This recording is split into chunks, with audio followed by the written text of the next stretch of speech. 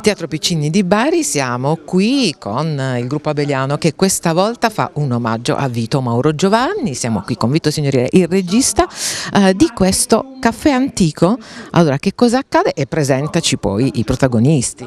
Beh, intanto c'è questo omaggio a Mauro Giovanni, il centenario della sua nascita, e poi Piccini che ancora riesce ad emozionarci.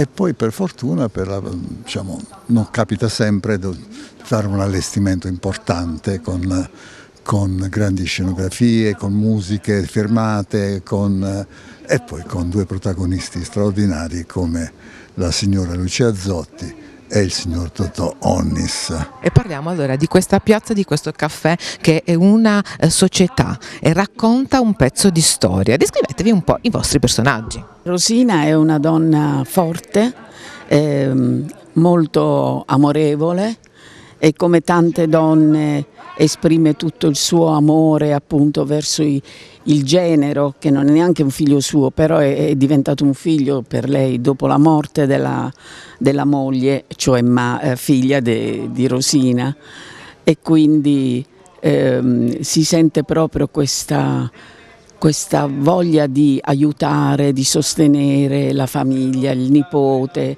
il genero, se stessa e soprattutto questo pilastro che è questo caffè, che è stata la colonna portante dell'economia e del benessere della loro famiglia, e che purtroppo in questo periodo dell'anno, la condizione sociale di quel momento sta in una grande crisi, quindi loro subiscono gli effetti anche di questa crisi generale che li porta a vivere con grandi stenti, con grandi difficoltà, affrontare ogni giorno i debiti, il modo di riuscire a pagare i debiti del bar, insomma, eccetera, eccetera. In tutto questo poi c'è la famiglia, l'affetto, il sentimento.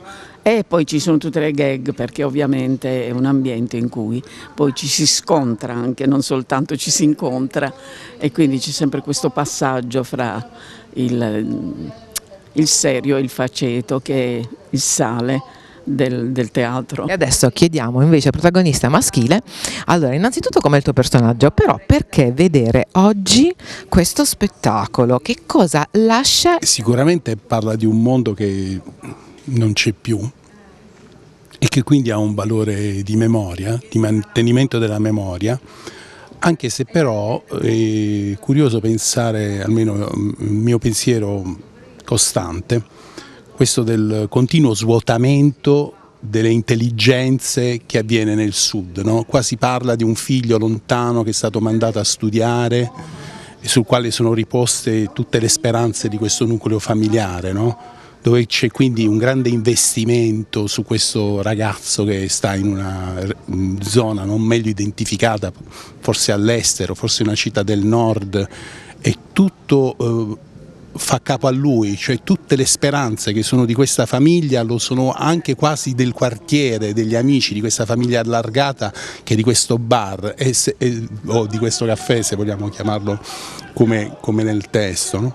E quindi diciamo che questa cosa invece è attualissima, è ancora in atto questo sforzo di genitori, di parenti che cercano in qualche modo di affrancarsi, no? Quindi questo è un messaggio attuale. Invece poi il mantenimento del linguaggio è una memoria che noi piace conservare, piace sviluppare, e che secondo me è ancora da sviluppare, nel senso che secondo me questo testo andrebbe visto come una traccia, con una spinta, una nuova drammaturgia come sta avvenendo su Napoli per esempio.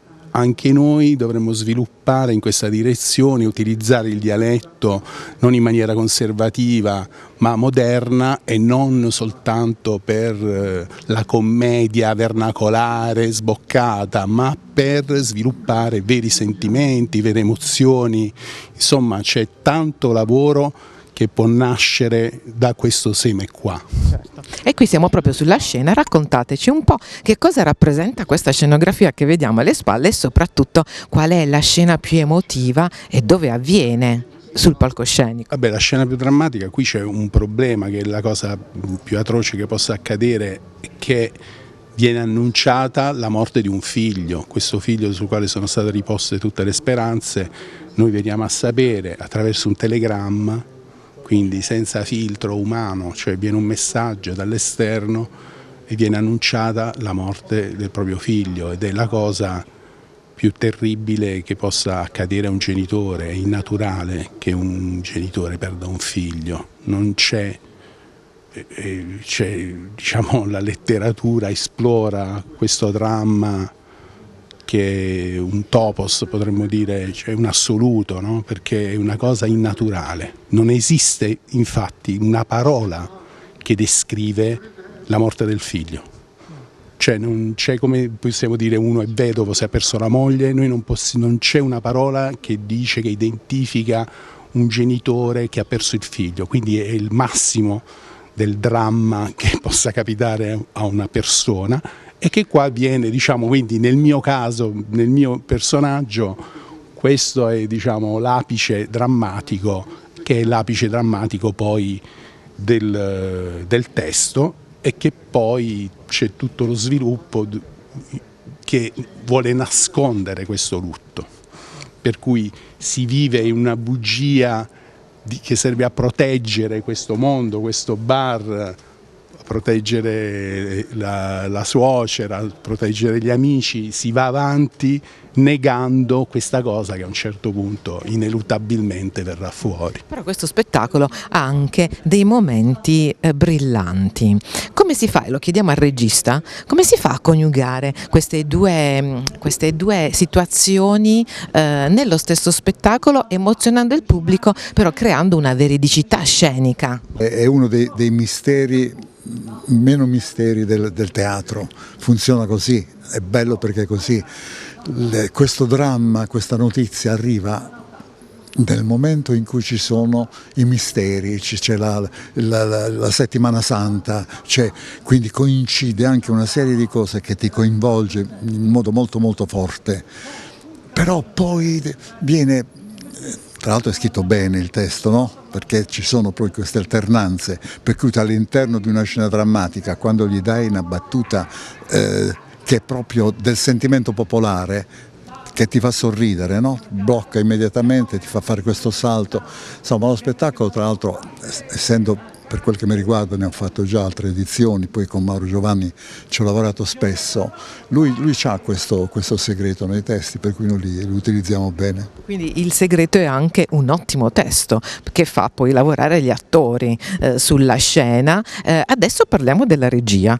Come vi è sembrato, insomma, Signorile come regista? Com'è esigente questo Signorile? Oppure no, lascia molto liberi gli attori? È esigente dove è giusto che lo sia, e sarebbe drammatico per noi se non lo fosse, perché l'attore ha bisogno di sentire l'autorità del regista, e quindi si deve attenere alle sue indicazioni e ci si attiene se ci si crede. Se invece non c'è l'autorità per farsi credere, l'attore è perso.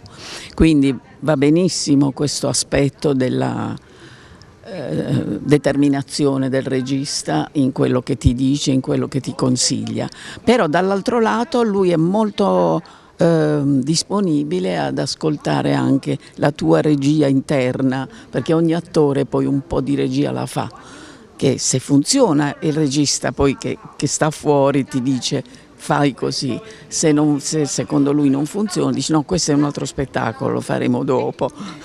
Regia despota o regia libera? Tu per cosa? No, non è una regia libera, perché è uno spettacolo molto costruito e lo potete vedere già dall'allestimento. Quindi... Però sempre d'accordo sulle scelte di Signorile oppure no?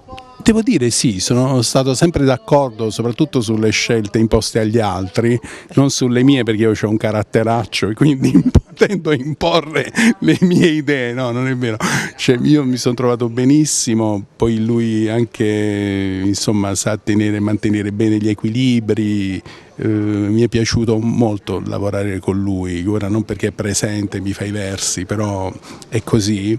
E richiede, quando è possibile, gli spunti che mi ha dato io li ho abbracciati, sono sempre stato d'accordo con la sua visione e quindi diciamo io potrei dire che non è il regista despota, ecco, poi non è una figura che in realtà non esiste più. Adesso, dopo questo esperimento ben riuscito, che cosa vi piacerebbe mettere in scena, sempre con la regia di Signorile? Aspettiamo una sua proposta perché non vorrei... C'è qualcosa che ti manca? Magari un personaggio che volevi fare? No, veramente no, non ne ho idea, no. Diciamo questo tarlo del Calapranzi di Pinter che potrebbe essere effettivamente... Lanciamo il Calapranzi di Pinter. Per lei che cosa facciamo? Ma in questo momento mi è venuto in mente immediatamente tutto il percorso fatto con Vito nella mia vita, perché non è solo questo, io conosco Vito da tantissimi anni e il primo incontro l'ho avuto in radio, lui ha fatto una regia radiofonica nella quale mi ha coinvolto come protagonista. E io ricordo di aver lavorato sempre con grande piacere con lui molto educato, molto gentile, pur avendo questa autorità che è fondamentale.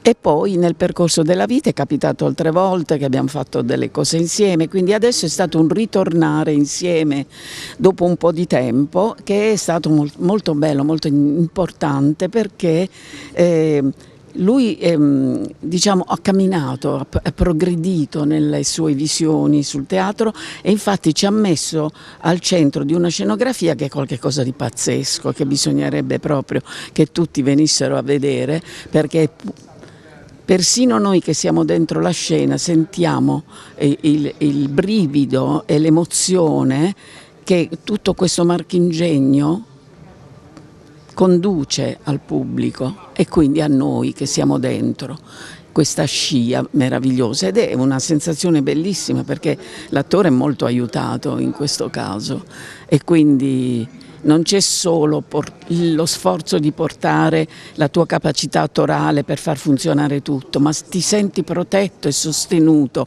e come si dice, ti dà l'aiuto, ti aiuta ad andare avanti bene, a continuare nell'interpretare bene con questo. Loro hanno dato delle idee, tu invece con la stessa produzione che cosa fai? La stessa compagnia, lo stesso cast? Mi tocca, per accontentare loro, ma soprattutto per rivelare un piccolo segreto agli amici di Dietro le Quinte. Allora, il segreto del regista, nel mio caso, è il segreto di Pulcinella, perché la mia assoluta e ferma convinzione è che tutto il teatro, i marchingegni, le musiche, le cose, devono ruotare intorno all'attore.